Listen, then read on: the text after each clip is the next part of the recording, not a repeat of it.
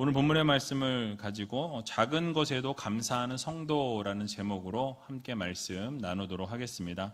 우리 옆에 계신 분들에게 오늘 이렇게 인사했으면 좋겠는데요. 언제나 감사하는 성도가 됩시다. 언제나 감사하는 성도가 됩시다. 그렇습니다. 언제나 감사하는 성도가 되셔서 매일매일 여러분 가정과 직장과 사업장 가운데 감사와 찬송이 넘쳐나는 귀한 우이제일교회 모든 성도님들이 다 되시길 주님의 이름으로 간절히 축원합니다. 벌써 8월의 첫째 주입니다. 시간이 정말 빨리 흘러가는 것 같은데요. 올해를 시작한 지 얼마 되지 않은 것 같은데 벌써 7개월이 지나갔죠. 8개월째 접어들었습니다. 이제 여름이 지나고 나면 가을에 여러 가지 행사들이 있게 될 테고 또 행사들을 하나하나 마치다 보면 또 올 한 해를 마무리하는 시점이 오게 되지 않을까 싶습니다. 어쨌든 하루하루에 여러분 최선을 다하셔서 언제나 행복한 시간들을 보내셨으면 좋겠고요. 또 기도하는 모든 소원들이 하나님의 뜻 가운데 다 이루어질 수 있는 믿음의 백성들 되시기 바랍니다. 그래서 열심히 하루하루 최선을 다해서 하나님의 나라와 영광을 위해 살아가는 여러분들이 다 되셨으면 좋겠습니다. 지난 시간에 이어서 칠병이어의 기적을 함께 살펴보는 시간을 가지려고 하는데요. 이 시간을 통해서 하나님께서 여러분들에게 허락해 주시는 이 교훈의 말씀이 무엇인지 같이 한번 생각해 보도록 하겠습니다. 오늘 본문 6절에서 7절 말씀을 보니까 이렇게 말씀을 시작하는데요. 같이 한번 읽어보겠습니다. 예수께서 무리를 명하사 땅에 앉게 하시고 떡 7개를 가지사 축사하시고 떼어 제자들에게 주어 그 앞에 놓게 하시니 제자들이 무리 앞에 놓더라. 또 작은 생선 2마리가 있는지라 이에 축복하시고 명하사 이것도 그 앞에 놓게 하시니. 아멘. 자, 예수님께서 제자들에게 떡이 몇 개나 있느냐라고 물으셨죠. 그러자 제자들이 7개 있습니다 라고 대답했습니다. 그리고 오늘 본문을 또 보게 되니까 작은 생선 2마리도 있었다라고 말씀하죠. 그래서 이것도 그 무리들 앞에 다 놓아라 라고 예수님께서 명령하시게 됩니다. 그리고 나서 예수님께서 많은 사람들을 그 땅에 다 앉히셨다라고 말씀하고 있죠. 자, 그런데 재미있는 것은 예수님께서 이 제자들의 반응에 대해서 아무런 말씀이 없으신 것을 보게 됩니다. 떡이 7개라 그러고 작은 물고기가 2마리 있습니다. 2-3마리 있다라고 이야기하는데 그 부분에 대해서 예수님께서는 아무런 언급도 하지 않으시고 아무런 대답을 하지 않으시는 것을 보게 되죠. 아무런 말씀하지 않으시고 곧바로 장정이 4,000명이나 되는 이 무리를 먹이실 준비를 주님께서는 하고 계신 것을 볼 수 있습니다. 즉 예수님께서는 제자들에게 혹시 너희들이 더 가지고 있는 떡은 없느냐, 더 가지고 있는 물고기는 없느냐, 또 먹을 수 있는 어떠한 것이 더 없느냐라고 묻지 않으시고 있는 그 작은 것을 가지고 이렇게 4,000명을 먹이실 준비를 하셨다라는 것이죠. 자, 여러분 이유가 무엇일까요? 예수님께서는 가지고 있는 양이 중요하지 않았다라는 거예요. 그러니까 많이 있든지 적게 있든지 예수님께는 아무런 문제가 되지 않는다라는 것을 우리들에게 보여주고 계신 것입니다. 자주 말씀드렸지만 우리 예수님은 하나님이십니다. 하나님이시기 때문에 천지 만물을 말씀으로 창조하신 분이세요. 그래서 무에서 유를 창조하신 하나님이시기 때문에 그 하나님의 아들이신 예수 그리스도, 바로 성자 하나님께서도 동일하게 많든 적든 간에 무엇 없는 것에서도 유를 창조해 내실 수 있는, 없는 것에서도 만들어 내실 수 있는 주님이셨기 때문에 그 작은 양의 것에 대해서도 상관이 없으셨다라는 것을 우리가 알게 되는 것입니다. 자, 그래서 예수님께서는 모두 앉게 하신 이후에 이 떡 7개를 가지고 축사하셨다라고 이렇게 오늘 표현합니다. 여러분 여기서 축사하셨다라는 단어는요, 은혜를 잊지 않고 기억하며 감사하다라는 그런 원문의 의미가 있습니다. 즉 하나님 앞에 감사의 기도를 하나님 앞에 예수님이 올려드리셨다라는 거예요. 그 작은 양의 떡 7개와 이 작은 물고기 2-3마리를 가지고 하나님 앞에 감사의 기도를 올려드리셨다라는 것이죠. 따라서 여기서 축복 기도를 하신 장면으로 우리가 생각할 수 있는데, 축복 기도를 하셨다라기보다는 이 허락해 주신 모든 것에 하나님 앞에 감사의 기도를 올려드리셨다라고 해석하고 보는 것이 맞습니다. 그래서 영어 성경에도 보게 되면 이 해석을 given thanks라고 이야기하고 있어요. 주신 것에 감사하는 그 감사의 기도를 주님이 올려드리셨다라고 NIV 성경에 나와 있습니다. 즉 축사하다라는 이 단어가 그 당시 일상의 어떤 식사 기도를 하는 것으로 보시면 될 것 같아요. 자연스럽게 하나님 앞에 음식을 먹기 전에 감사의 기도를 올려드릴 때 이 축사하다라는 단어를 이스라엘 백성들이 사용했습니다. 자, 그런데 우리는 이러한 주님의 감사와 그 이후에 일어나는 엄청난 이 기적 사건을 바라보면서 이 진정한 감사가 얼마나 많은 능력과 기적을 보여주는지 그 부분에 대해서 우리는 마음 깊이 생각해 볼 필요가 있다라는 것이죠. 자, 여기서 우리가 얻을 수 있는 교훈이 무엇입니까? 결국 우리의 삶 속에서도 작은 은혜에 하나님 앞에 감사할 때 하나님께서는 놀라운 은혜와 기적을 베풀어 주신다라는 것을 우리는 알 수 있다라는 거예요. 그래서 작은 은혜를 감사하게 되면 하나님께서는 큰 은혜를, 작은 것에 감사하게 되면 큰 은혜를 맛보게 하신다라는 것이죠. 그 당시 그 자리에 장정만 무려 4,000명이 앉아 있었습니다. 근데 예수님께서 그 앞에 있는 것은 겨우 7개의 떡과 이 2어마리의 생선이었다라는 거예요. 매우 초라하고 겨우 한 사람이나 먹을 수 있을까 말까 한 그 분량이었다라는 것이죠. 자, 그런데 하나님의 은혜를 잊지 않고 감사의 기도를 올려드리게 될 때에 이 예수님께서 기도하신 그 기도의 감사의 기도를 들으시고 하나님께서 놀라운 기적을 베풀어 주셨습니다.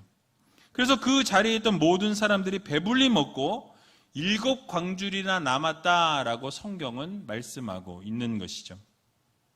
여러분, 그렇습니다. 우리도 예수님의 모습처럼 하나님께 우리가 언제나 감사를 올려드릴 수 있는 귀한 우이제일교회 성도님들이 다 되시기 바랍니다. 그러니까 특별히 대단한 것을 주신 은혜에 감사하는 것은 너무나 당연한 거예요. 좋은 것 주셨고 많은 것 주셨고 정말 감당할 수 없는 은혜를 주실 때 우리가 감사하는 것은 누구나 할 수 있습니다. 믿지 않는 사람들도 한다라는 거예요. 그런데 작은 것을 허락해 주신 하나님 앞에도 여전히 감사할 수 있는 것은 믿음의 문제라는 것이죠.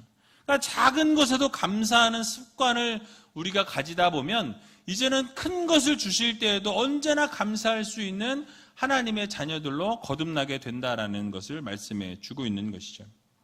그래서 우리가 감사를 하다 보면 하나님께서 그 감사하는 모습을 보시고 작은 것을 허락해 주셨음에도 불구하고 감사와 찬송 올려드리는 여러분들의 모습을 보시면 하나님께서는 얼마나 기뻐하시고 얼마나 즐거워하시겠냐라는 것을 우리가 생각해 보아야 할 것입니다. 여러분, 이 세상 살아가는 사람들의 모습을 보게 되면 대다수의 사람들은 큰 것을 받았을 때 감사하고 큰 은혜를 받게 되면 그것에 대해서 감사하는 것을 보게 됩니다. 그러나 작은 은혜가 있을 때, 작은 일들이 있을 때, 작은 것이 있다 보면 얼마나 감사하느냐라는 거예요.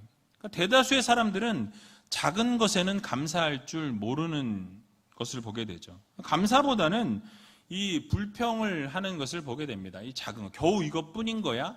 겨우 이것밖에 안 되는 거야? 이런 생각을 하게 되는 것이죠. 그러나 작은 것에 감사할 줄 아는 사람이 큰 것을 받았을 때도 감사할 수 있는 것입니다. 그래서 제가 지지난주부터 이 아이들로부터 이 최고의 담임 목사, 멋진 담임 목사로 불려지고 있어요. 이유가 무엇입니까? 다 여러분들 덕분입니다. 여러분들이 많이 후원해 주셔서 아이들이 아이스크림을 마음껏 먹을 수 있어요. 그래서 아이들이 아이스크림을 막 먹으면서 너무 좋다고, 너무 감사하다고, 아주 최고의 목사님이라고 칭송을 받고 있습니다. 그 감사하는 모습을 볼 때 제 마음이 너무너무 흐뭇한 거예요. 너무너무 감사하고 너무너무 좋은 거예요. 그것을 제가 느끼면서 하나님의 마음을 생각해 봤어요. 정말 그 아이스크림 하나에 감사하는 그 아이들의 모습을 볼 때 제 마음이 그렇게 기쁘고 즐거고 감사한데, 하나님 앞에 하나님께서 허락해 주신 것에 감사하는 우리들의 모습을 보시면 하나님이 얼마나 감사하실까, 얼마나 기뻐하실까, 우리가 감사하는 것을 보시면서 얼마나 즐거워하실까라는 것을 생각해 보았습니다. 그래서 여러분, 우리도 하나님께 작은 것에 감사할 수 있는 성도들이 되어야 한다라는 것을 오늘 이 시간 마음 깊이 새기는 여러분들이 되시기 바랍니다. 그래서 시편 50편 23절을 보니까 하나님이 이렇게 약속하고 계십니다. 같이 한번 읽어보겠습니다. 감사로 제사를 드리는 자가 나를 영화롭게 하나니 그 행위를 옳게 하는 자에게 내가 하나님의 구원을 보이리라. 아멘. 그러니까 하나님께 언제나 감사하는 마음으로 예배를 드리고 하나님 앞에 그렇게 삶을 드리는 하나님의 자녀들을 보시면 하나님을 영화롭게 하는 것이라고 말씀하고 있어요. 그리고 하나님을 영화롭게 하니까 하나님이 어떻게 하십니까? 너희들에게 구원을 보이겠다, 너희들에게 구원을 베풀어 주겠다라는 약속의 말씀을 주고 계신 것을 우리는 볼 수 있는 것입니다. 또 예레미야 30장 19절의 말씀을 보게 되면 이렇게 또 말씀합니다. 같이 한번 읽어보겠습니다. 감사하는 소리와 즐거워하는 자의 목소리가 그 중에서 나오리라. 내가 그들을 번성케 하리니 쇠잔치 아니하겠고 내가 그들을 영화롭게 하리니 비천하지 아니하겠으며. 아멘. 그러니까 하나님 앞에서 감사하는 소리와 즐거워하는 삶을 지속적으로 올려드리면, 작은 것에서부터 감사할 줄 아는 믿음의 성도들이 된다면 하나님 아버지께서 그들의 감사를 보시고 번성케 하신다라는 약속을 주셨습니다. 쇠잔치 않게 하실 뿐만 아니라 그들을 영화롭게 하시겠다라는 분명한 약속을 허락해 주시는 것을 보게 되죠. 자, 그러므로 우리가 살아가면서 작은 것에서부터 감사할 수 있는 믿음의 성도들이 되어야 할 것입니다. 특별히 감사하는 마음만 갖지 마시고 감사한 일이 있으면, 그것이 작은 것일지라도 감사할 일이 생길 때 그 감사를 표현하고 고맙다고 표현할 줄 아는 성도들이 되어야 한다라는 거예요. 그래서 우리가 하나님의 은혜를 체험하고 기적을 경험하면서 하나님의 능력과 기적을 경험하기 원한다면 예수님처럼 작은 것에서 감사와 찬양을 올려드릴 때 결국 하나님께서 놀라운 것으로 갚아주신다라는 거예요. 여러분, 남편은 아내에게, 아내는 남편에게, 또 자녀는 부모에게, 또 부모는 자녀에게 감사할 일이 있으면 감사하다고, 고마운 일이 있으면 고맙다라고 표현할 수 있어야 합니다. 그렇게 표현할 때 그 감사의 고백을 듣고 즐거워지고 행복해진다라는 것을 꼭 기억하셔서 우리가 작은 것에 감사할 수 있는, 그래서 결국 감사로 하나님 앞에 나아갈 때 칭찬받고 인정받을 수 있는 귀한 우이제일교회 모든 성도님들이 다 되시길 주님의 이름으로 간절히 축원합니다. 자, 그런 의미에서 우리 옆에 있는 분들에게 참 감사합니다, 옆에 계셔서 감사합니다, 이렇게 인사했으면 좋겠어요. 감사합니다, 고맙습니다. 여러분, 이렇게 감사하고 고맙다라고 표현할 때 그 감사는 배가 되고 또 그 감사를 듣는 분들은 즐거움과 행복감이 넘쳐난다라는 것을 기억하셔서 여러분의 삶에 꼭 적용해 보시기 바랍니다. 자, 이어서 7절 말씀에서도 예수님께서는 작은 생선 2마리를 축복하시고 무리들 앞에 놓아두라고 명하셨다라고 말씀합니다. 자, 여기에 있는 단어 축복하셨다라는 이 단어 역시 그 의미를 보면 좋게 말하다 또는 찬양하다라는 그런 의미를 가지고 있습니다. 그래서 이 앞에서 하나님 앞에 감사하다, 이 축사하다라는 이 단어와 의미가 비슷하지만 그 뉘앙스가 조금 다르다라는 거죠. 그러니까 어떤 뉘앙스가 다르냐면 하나님 앞에 감사를 하는데 감사하는 것에서 멈추는 것이 아니라 이제는 예수님께서 감사를 하고 나서 이제 축복하셨다라는 것은 결국 이 감사하는 것에서 한 단계 더 나아가서 하나님 앞에 찬양하고 하나님 앞에 영광 올려드렸다라는 말씀이에요. 그러니까 주님께서 그 작은 것에 하나님 앞에 감사하면서 감사로 나아가면서 멈추지 아니하시고 그 감사함을 건너서 넘어서 찬양하고 하나님 앞에 기쁨을 올려드리는 그런 모습을 보여주고 있다는 거예요. 그러니까 즐거운 마음으로 하나님 앞에 찬양을 올려드렸음을 나타내고 있는 것입니다. 그러니까 아직까지 아무런 기적이 나타나지 않았고 당장은 수많은 사람들이 있는데도 가지고 있는 것은 실제 떡 7개와 물고기 2마리밖에 없었다라는 사실이. 그런데도 그 예수님께서는 그것을 보시면서 뭘 하셨어요? 하나님 앞에 감사했습니다.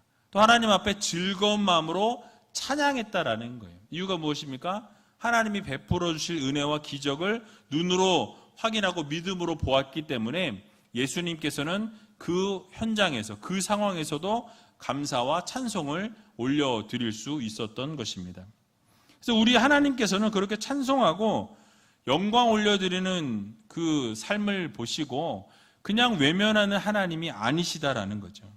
그 삶을 보시면 반드시 놀라운 기적을 이루시고 놀라운 역사를 이루어 주신다라는 것을 여러분들 모두 믿으시기 바랍니다.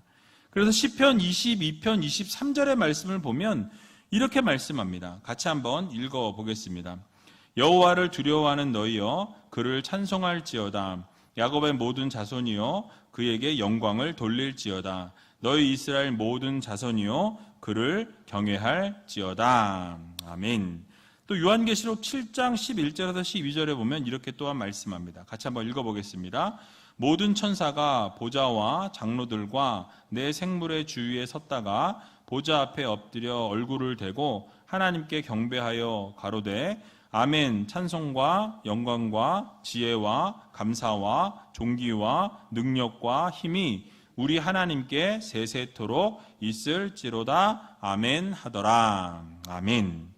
여러분 뭘 말씀하고 있습니까? 하나님께 찬송과 영광과 감사와 존귀와 모든 것을 올려드릴 때 결국 하나님께서 그 영광을 거두시고 그 찬양을 받으시고 그 이후에 어떤 일들이 일어나느냐는 거예요.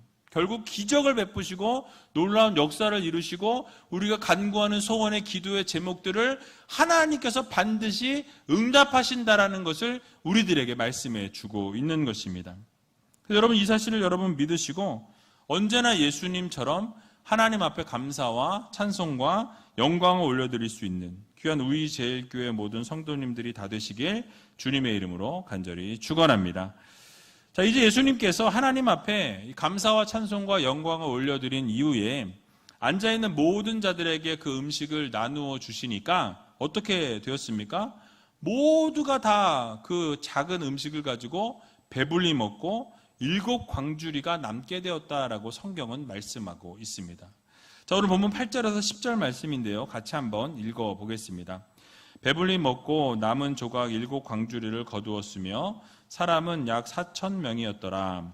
예수께서 저희를 흩어 보내시고 곧 제자들과 함께 배에 오르사 달마누다 지방으로 가시니라. 아멘. 자, 오병이어 기적의 사건과 동일하게 이 7병이어의 기적에도 모여 있었던 그 장정 4,000명이 다 배불리 먹고 7 광주리가 남았다라고 성경은 말씀합니다. 남는 기적의 역사가 일어났다라는 거예요. 여러분 이 사건을 보면서 우리가 그 당시에 있었던 그 현장에 있었던 그 사람들의 입장에서 한번 생각해 보았으면 좋겠습니다. 여러분 예수님과 며칠을 머물렀죠? 사흘을 함께 머물렀다라고 성경은 말씀합니다. 그런데 거기에 모여있던 사람들을 우리가 생각해 보면 이렇게 부자였거나 이렇게 뭐 대단한 사람들이었다기보다는 오히려 이렇게 소장농이라든지 아니면 하루하루 벌어서 그날 먹고 살 수밖에 없는 그런 어려운 형편에 있는 분들이 많이 있었을 것으로 우리는 추정해 볼 수 있습니다. 왜냐하면 그 당시에 너무나 상황이 어려웠기 때문에 그렇다라는 것이죠. 그 사람들의 현실적인 면을 생각해 보면 이 사흘 동안의 품삯을 어떻습니까?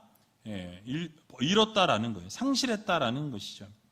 따라서 경제적인 측면에서만 이 상황을 보게 된다면 이 주님과 함께했던 그 사흘의 시간만큼 그들은 어떻습니까? 손해를 보았다라고 이야기할 수 있는 것이에요. 자, 그렇다면 그들이 정말 손해를 보았냐라고 묻는다면 저는 그것은 아니었다라고 말씀드리고 싶습니다. 물론 금전적인 차원에서만 생각한다면 그 말은 어떻게 보면 맞습니다. 그러나 이 사흘 동안 돈을 벌진 못했지만 사실은 그 시간 동안 우리 예수님을 통해서 복음이 선포되었다라는 사실이에요.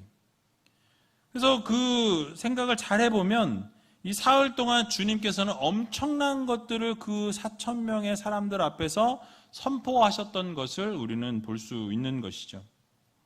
그러니까 세상에서 누구도 말해주지 않았던 천국의 진리를 주님께서 말씀해 주신 것입니다.